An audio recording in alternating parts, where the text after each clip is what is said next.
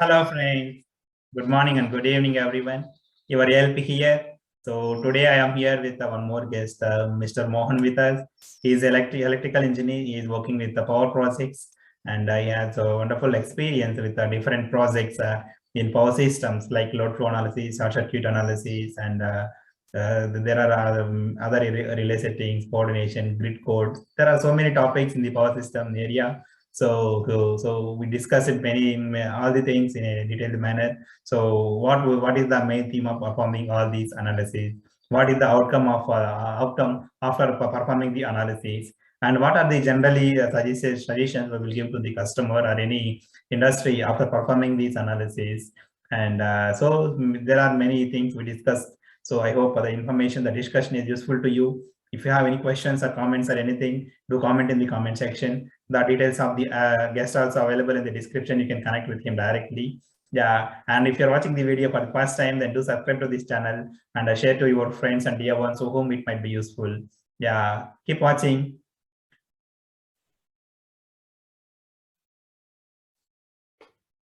Hello.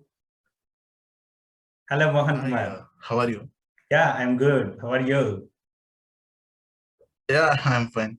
Yeah, nice. So first time I'm watching you. Warm welcome to our channel, ELP Talks. Yeah, thank you so much for inviting me. It's such a pleasure for me to join that on a Sunday evening. Yeah. It's wonderful. It's raining here and things going well. Yeah. Okay. Yeah. How are you? How things going on there? Yeah, it's going well, and I'm also doing good. Okay. Everything is good. Yeah. First, thanks for accepting the call and being here for sharing your experiences. It might be useful for many fresher students and the professionals who are just started their career. Yeah. Warm welcome to you again. And let's speak few things about yourself, who you are, your educational and professional background, and then we will discuss a few things for today. Yeah, please proceed here. Warm welcome again. Okay, yeah. Thank you. Yeah. I started my education in KPR Institute of Engineering and Technology, Coimbatore. So I am a recent graduate. Graduated in 2020. Yeah. So I finished my BE EEE in that college. Yeah. So that's the short overview of my education. After that, I did my intern in power projects. Okay. As a engineering intern in the system studies domain. Okay. So after completing my BE, and I joined as a power system engineer in power projects. Okay. And that's how my journey also started with power projects. Okay. Yeah, being a fresher and recently come out from the college, you have a lot of energy, new things. Yeah. Right, that's right. Yeah. Okay. So there are so you joined in power projects as an intern, right? Last year. Yes, way back in November 2019, I started my intern in power projects. Okay, wonderful. So how your internship went? I mean, what is the duration and what is your what you will do regularly by going to the office? Is this like office or remotely event? Actually, I went for the office. Okay. So I started with the training. So I undergone training. It's a 1 month training as usual. Water purpose. Now also doing. Okay. For the industrial participants, for the academicians, they are doing right now also. Yeah. So after completing my training, I started my final year projects. With the power projects. So intern period was 6 months. Okay. So I completed my intern in way back in April 2020 after COVID. First wave started. Okay. So, Jenna, what project you handled in your final education as an internship? Can you speak few things on your project? Since my interest completely with power system domain, so that's why I asked Selva sir also to join the purpose for doing particularly projects in system studies. Okay. So Yeah. so simply he said, yeah, those are welcome. So that's how I started my career with power system domain. So since my interest in doing power system studies, so I did the project for the one gas plant. So scope was harmonic analysis. Okay. In ETAP software. Okay. So I published a journal also in that for my project. I published my journal also. Okay. In college itself, right? Yeah.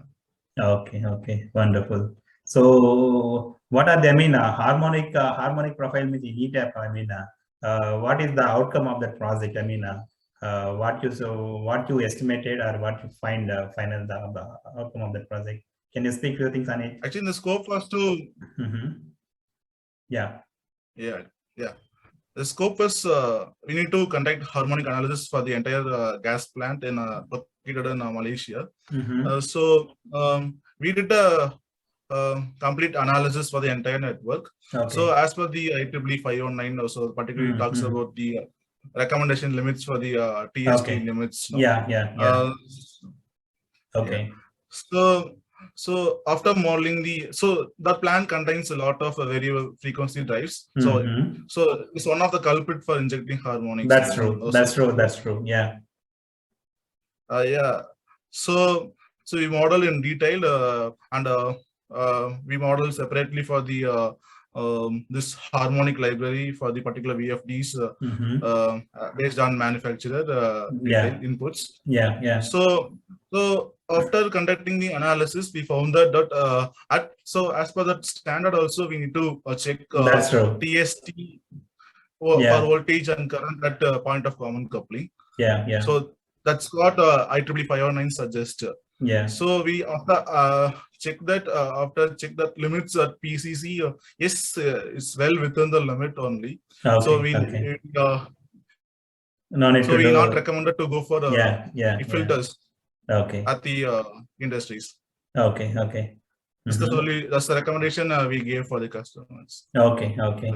Generally, VSD, we have variable frequency drives are. So what is the pulse number? I mean, generally rectifiers 6 pulse, 12 pulse, 18 pulse, 36 pulse, like that will be there, right?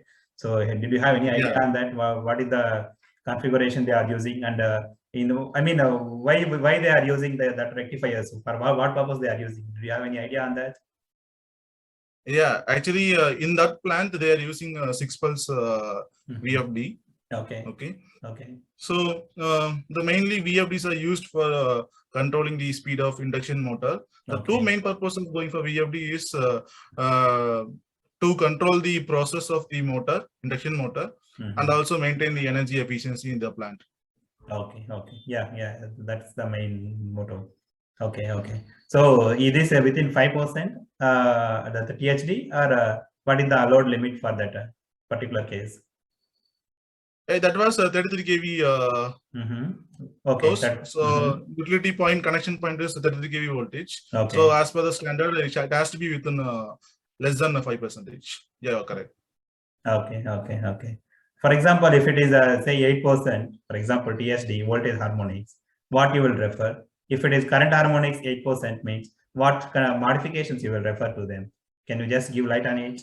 These two aspects. Yeah, sure. Yeah. So if it crosses beyond the limit, as per the standard and based on the industrial procedures, we have to go for the filters. Okay. Passive filter, active filter.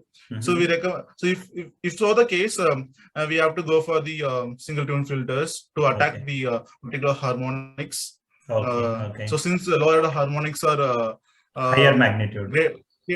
Exactly. Yeah. Cause a huge effect on the system, since you said it has a higher magnitude. Yeah. So you have to attack that, particularly create a low impedance for that particular harmonics current. So we can go for single tune filters, or if not active filters. Okay, okay. I mean, if you go for active filters, what is the advantage when compared to normal filters? Yeah, since the passive filters are your just RLC, okay, and it is not controllable also. Since active filters are you have polyphonic devices along with you have passive parameter devices, right? So it is controllable, and this nowadays it is quite popular in the industries. Okay, okay. I mean, in small industry also they are using active filters, or it's like a fax control or the StatCom they are using at a high grid level, or what is the case generally? So if the need is reactive power compensation, then at higher voltage levels, people go for the dynamic compensation, as you said, fax devices. Okay. But that is not completely related with your this one filters. So fax is completely different. The purpose of going for fax is different from the active filters. Okay.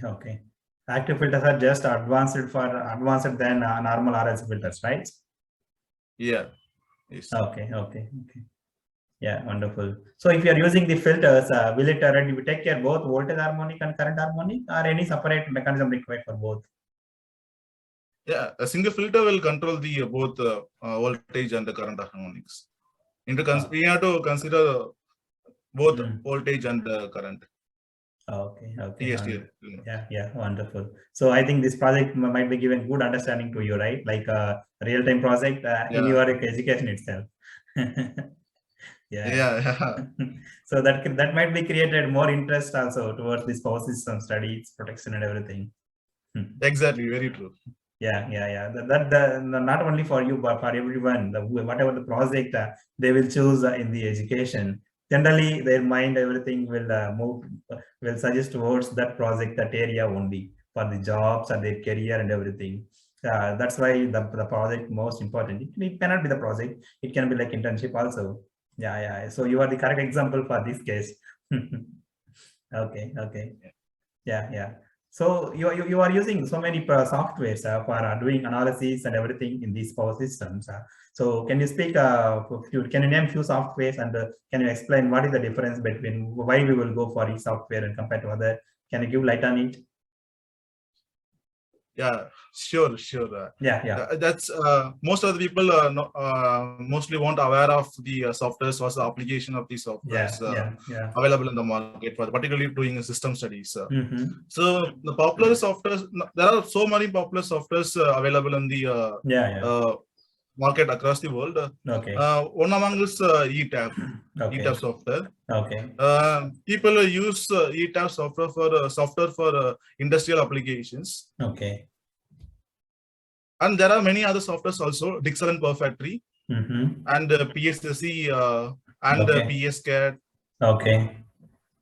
These are the famous softwares people and consultants using these kind of softwares. But if you ask what is the difference between these among these softwares, if I say ETAP is only for it's the best tool for doing a system studies for the industries. So if you take Dixel and Perfactory, it has a good feature for studying both RMS and EMT analysis. People use Dixel for production also. It has good features for doing production coordination and unit production, differential production, distance production. And the Dixel is all in one pack, if you say generally. And particularly for renewables, people always prefer Dixel and Perfactory, and also for battery energy storage system. For people prefer Dixel and Perfactory because as it has more components, both. It has advanced features. Yeah, it has advanced features. You can also model the controllers also. Okay.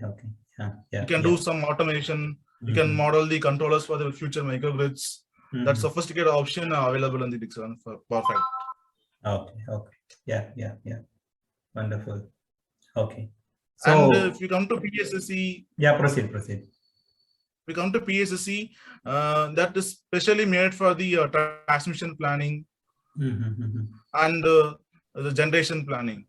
Okay. People use PSSC for those purposes. People generally not because PSSC is made for that one, made for that application, transmission planning level studies and the grid connection studies.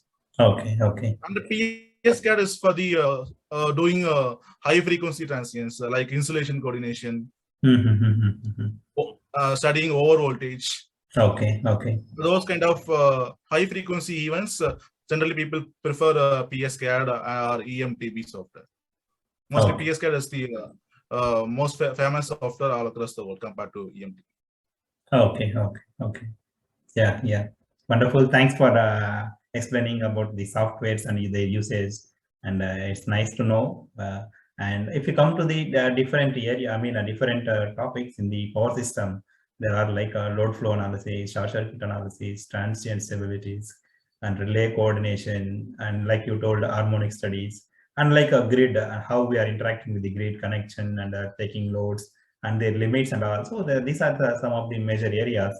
We can say each individual domains in the these power system background.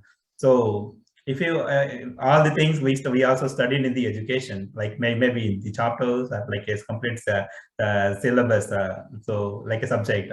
So can you give, we will discuss each topic for 2 to 3 minutes, so that what actually we will do if you consider about load flow analysis.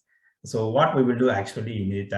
So if you have any case study, then you can just correlate with example. Otherwise, general way we can discuss it. So what we will do with respect to the real-time example, for example, load flow analysis. Yeah, that was a good question actually. If you say what is load flow, why we need to perform load flow analysis? Yeah. We always prefer IEEE 3002 Part 2 standard for knowing how to conduct load flow analysis for the industrial and the commercial power system. Okay. So they clearly define what is load flow and also what's the objective of doing load flow analysis. So there are a lot of objectives when it comes to load flow analysis itself. One of the objectives is to determine the equipment loading and losses in the branches and voltage drop and power flow.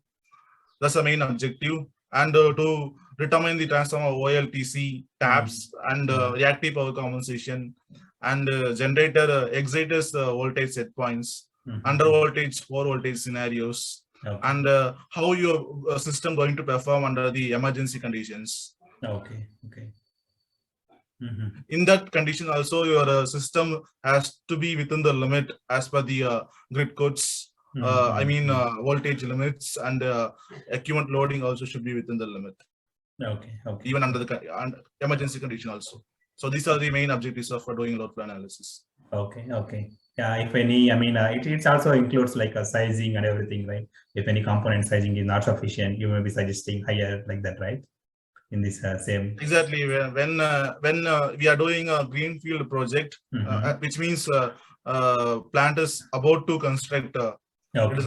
So generally we call it as a greenfield project. Okay. So that time we can recommend the customers this component is not have